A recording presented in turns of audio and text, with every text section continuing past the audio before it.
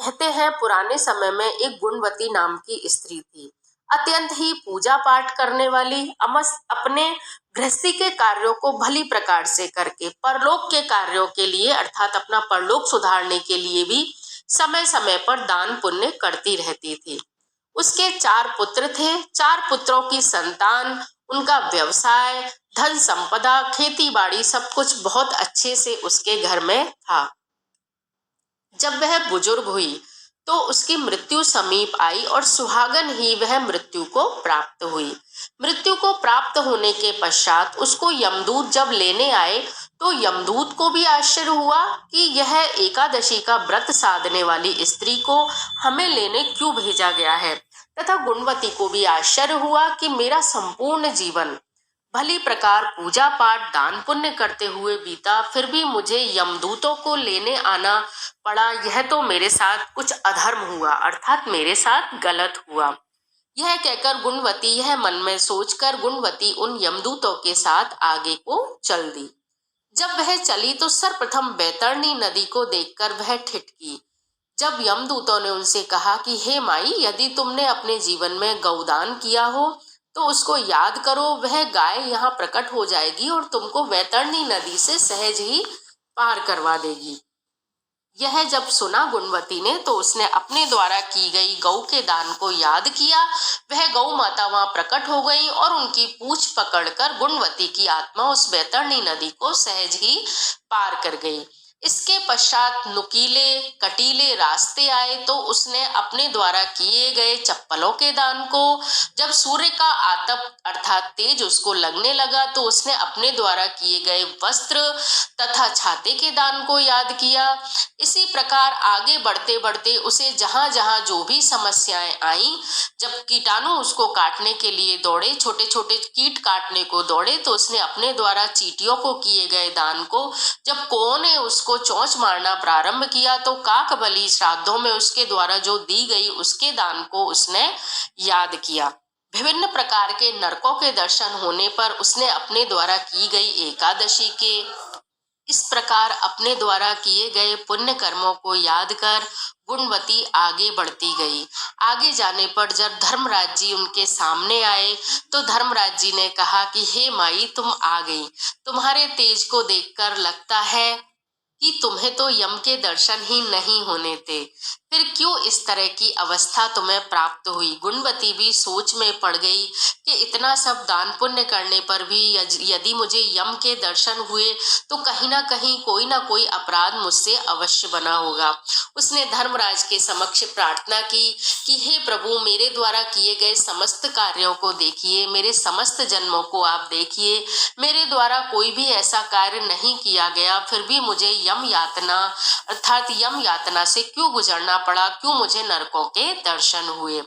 यह कहकर जब धर्मराज ने चित्रगुप्त की ओर देखा तो चित्रगुप्त ने कहा कि हे महाराज, यूं तो गुणवती ने सभी कार्य किए, अपने समस्त दान पुण्य एकादशी इत्यादि सभी कार्य इसने बहुत अच्छे मन से तथा विधि पूर्वक किए थे, लेकिन एक गलती जो इनसे हुई वह हुई कि धर्मराज की कहानी अर्थात हे प्रभु, आपकी कहानी तथा आपकी बहन पोपाबाई की कहानी इन्होंने न तो सुनी और न ही उसका उज्जमन किया।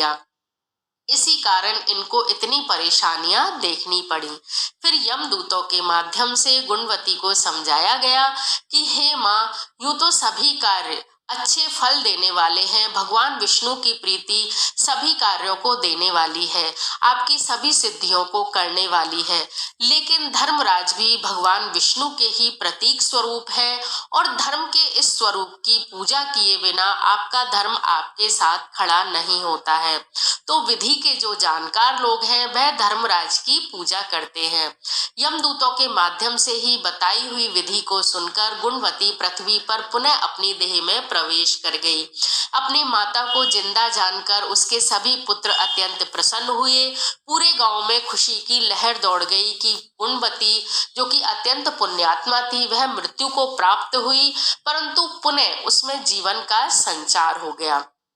लेकिन गुणवती के जीवन प्राप्त करने का जो उद्देश्य था वह कुछ अलग ही था। उस उद्देश्य को मन में धारण करके मकर संक्रांति के पावन पर्व से उसने पुनः धर्मराज की तथा पोपाबाई की कहानी को सुनना आरंभ करने हेतु तैयारी कर ली।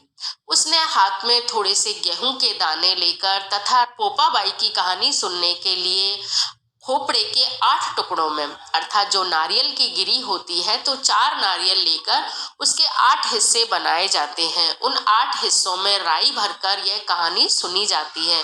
उस विधि को मैं आपको आगे बताऊंगी। उसने धर्मराज की कहानी तथा पोपाबाई की कहानी सुनना आरंभ किया।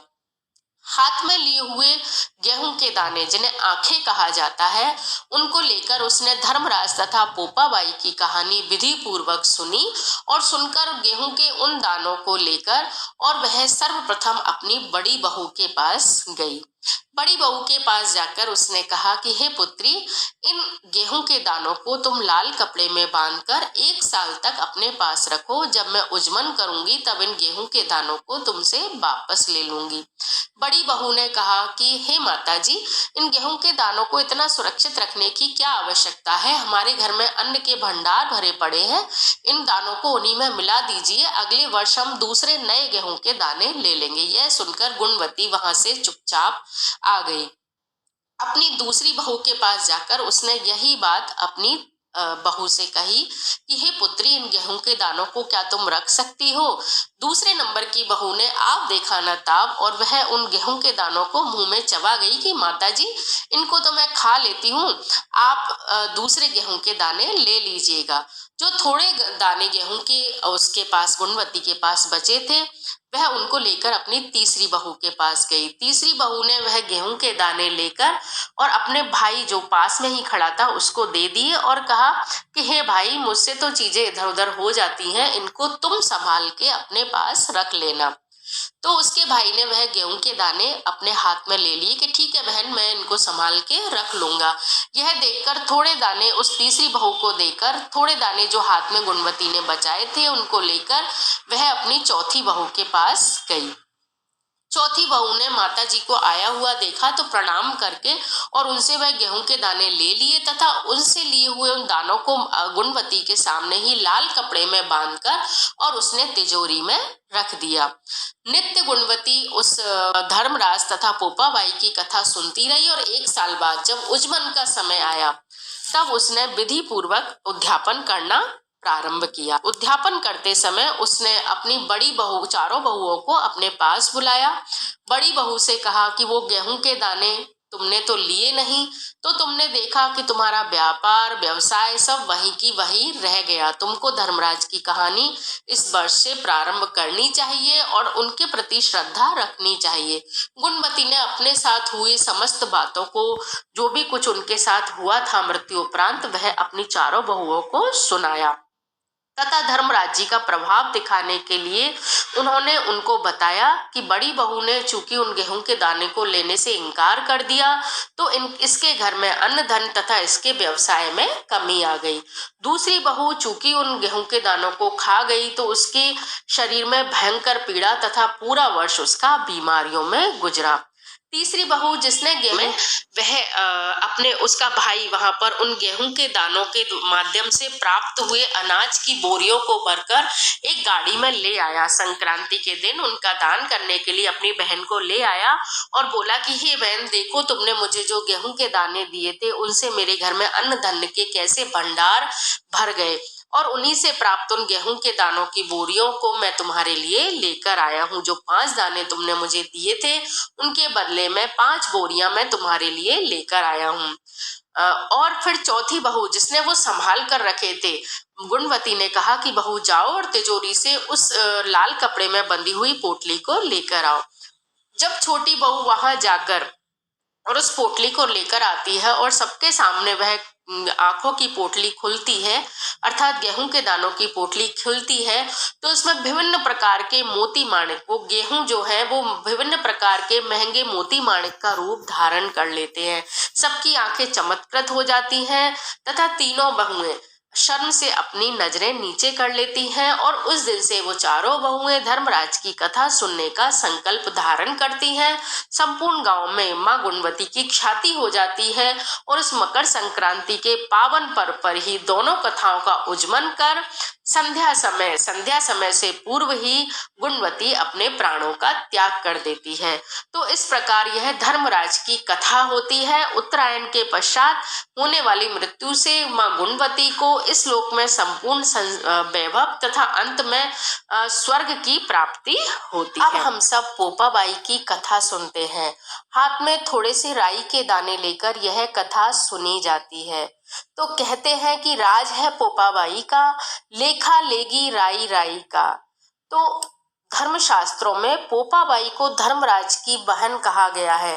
धर्मराज की कहानी को अकेले नहीं सुना जाता है, पोपाबाई की कहानी के साथ ही धर्मराज की कहानी को सुना जाता है। तो पोपाबाई नाम की एक कन्या थी, सदैव धर्म पाठ पूजा इत्यादि में लगी रहती थी।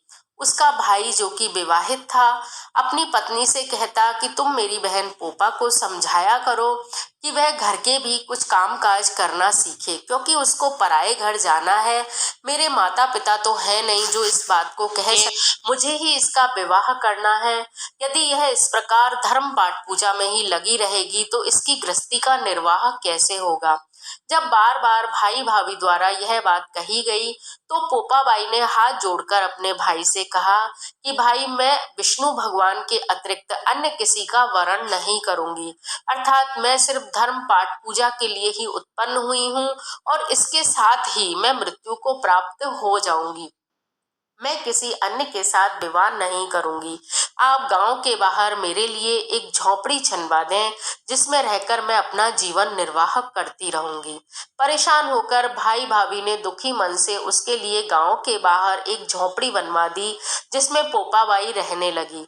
उसने गांव वालों से हाथ जोड़कर विनती की कि आप सभी अपने गाय इत्यादि पशुओं को मेरे पास छोड़ जाया करें, मैं जंगल में उनको चरा लाया करूंगी और बदले में बचा कुचा जो कुछ भी आपके पास भोजन हो उसको आप मुझे दे दिया करें, इससे मेरा पालन पोषण भी होता रहेगा।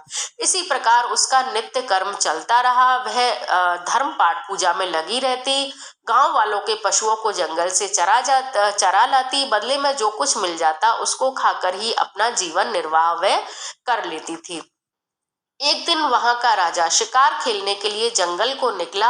उसने वहां गांव के बाहर पड़ी हुई झोपड़ी को देखा तो उसने दरवाजा खटखटाया। अंदर से पोपाबाई ने अपनी मधुर आवाज में कहा कि हे अतिथि, तुम कौन हो? तुमको जो भी कुछ चाहिए वह मुझसे मांगो। तो उसकी सुरीली आवाज को सुनकर राजा मंत्रमुग्ध हो गया। उसने कहा कि मुझे तो हे कन्या, मुझे तो तुम ही चाहिए हो। तो पोपाबाई ने कहा कि मैंने विवाह न करने का तथा पर पुरुष का मुख नहीं देखने का संकल्प ले रखा है। हे पुरुष, तुम जो कोई भी हो यहाँ से चले जाओ। राजा अपनी वासना का शिकार होकर उस कुटिया में जबरदस्ती प्रवेश कर गया और पोपाबाई को जबरन उठाकर अपने महल में ले आया।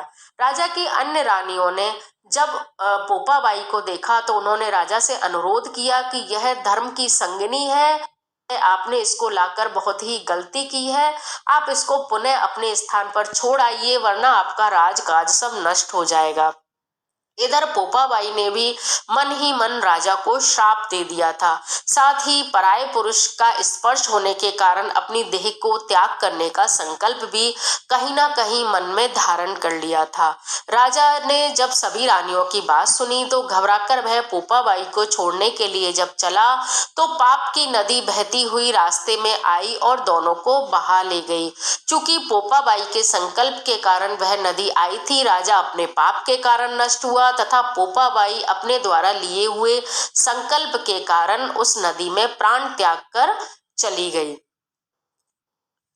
वहां जाने पर पोपाबाई के लिए धर्मराज का जब नगर आया, वहां जाकर पोपाबाई रुकी तो चित्रगुप्त ने उसके द्वारा किए हुए पाठ पूजा इत्यादि को देखकर उसको मन ही मन नमस्कार करा। धर्मराज ने अत्यंत प्रेम से उसका स्वागत किया।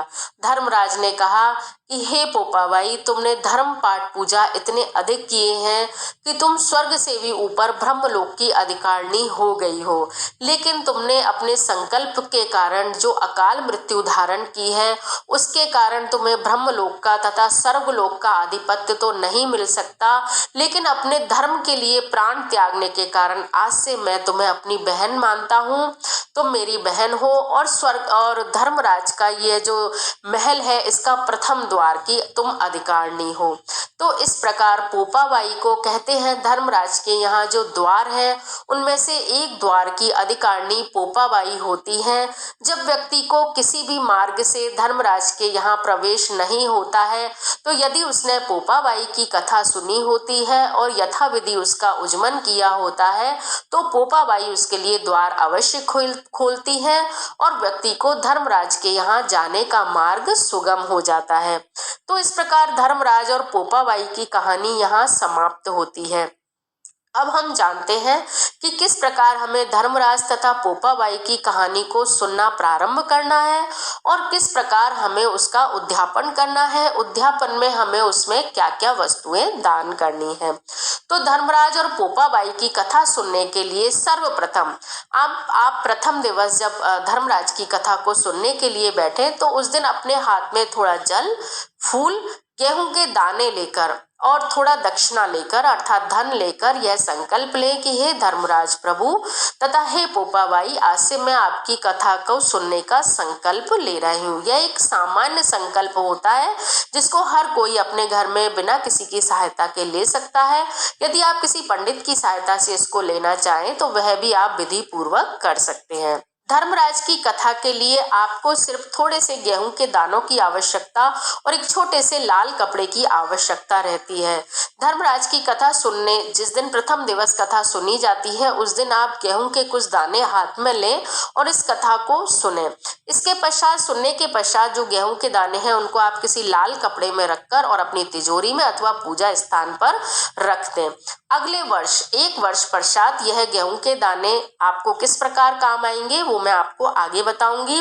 उससे पूर्व जो पोपाबाई की कथा सुनने का तरीका है वह मैं आपको बताती हूँ। इसमें आपको 4 गोले जिन्हें हम कहते हैं नारियल की गिरी जो होती है वह लेकर 4 नारियल की गिरी को आपको 8 हिस्सों में बांटना है।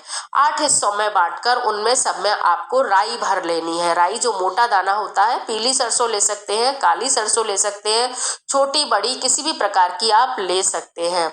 और उन राइयों को सामने रखकर हाथ में थोड़ा सा जल लेकर और दक्षिणा अर्थात थोड़ा धन लेकर आप यह संकल्प लें कि हे पोपाबाई, मैं आपकी कथा सुनने का संकल्प ले रहा हूँ या ले रही हूँ। तो आप जो कहते हैं कि राज है पोपाबाई का, लेखा लेंगी राई राई का। आप जब मैं धर्मराज के यहाँ आऊं तो आप मेरा जो राई राई का लेखा लें, उसमें कुछ शिथिलता करें, मेरे पापों को नष्ट करें तथा पुण्यों की बढ़ोतरी करें। इस प्रकार कहकर आप जल छोड़ दें और जो नारियल के टुकड़े हैं उनको आप किसी भी मंदिर पर, किसी भी पूजा स्थान में या कोई व्यक्ति यदि आप दान उनका कर सके तो उन 8 उनका आप दान कर दें। अब आता है अगली संक्रांति पर हमको इसका उज्जमन किस प्रकार से करना है। या आपने धर्मराज की कहानी आप 1 वर्ष से सुन रहे हैं और अब आपको उसका उज्जमन किस प्रकार करना है। तो धर्मराज की कहानी में तो कहते हैं कि देने का कहीं और छोर ही नहीं है। जो भी वस्तुएं आप चाहें उसका दान कर सकते हैं। मुख्य मुख्य चीजें मैं आपको बता देती हूँ। तो इसमें धर्मराज की कहानी में आपको 5 वस्त्र, एक पुरुष के, एक चित्रगुप्त के नाम से तथा धर्मराज के नाम से 5 वस्त्र आपको लेने हैं। चित्रगुप्त के लिए आप चाहें तो शिरोपाग अर्थात एक तौलिया या कुछ एक वस्त्र, आप शॉल इत्यादि ले सकते हैं।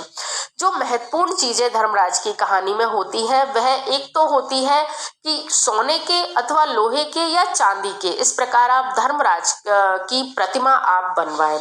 जो कोई भी बना सकता है, आराम से कहीं भी बन जाती है। सोने की चाहे सोने की, चांदी की चाहे चांदी की अथवा लोहे की भी इसको आप ले सकते हैं। इसके पश्चात लोटा, तांबे का, पीतल का या स्टील का, इसमें स्टील का भी दिया जा सकता है क्योंकि स्टील लोहे का परिचायक होता है, तो ये भी आप ले सकते हैं। लोटे के साथ डोर इसमें ली जाती है। जो जरूरी चीजें होती हैं उसमें है टॉर्च, छाता, चप्पल, बांस की एक छबड़ी अर्थात ढकोली जिसे हम कह सकते हैं, उसमें ज्वार तथा बाजरा भरा जाता है। चांदी की नाव और सीढ़ी अगर आप बनवा सके, नहीं तो तकिया कंबल, या अपनी सामर्थ्य के अनुसार आप इनमें कुछ चीजें कम या ज्यादा भी कर सकते हैं। लकड़ी की एक छड़ी, एक दीपक पीतल का या जैसा भी आप लेना चाहें, मिट्टी का भी ले सकते हैं, और शैया का दान भी इसमें किया जाता है। वो या 5 ब्राह्मणों को भोजन करवाएं और ये सारी वस्तुएं उस व्यक्ति को दान दें। यदि आप उन्हें नहीं दे सकते हैं तो आप किसी मंदिर पर भी यह सब कुछ चढ़ा सकते हैं।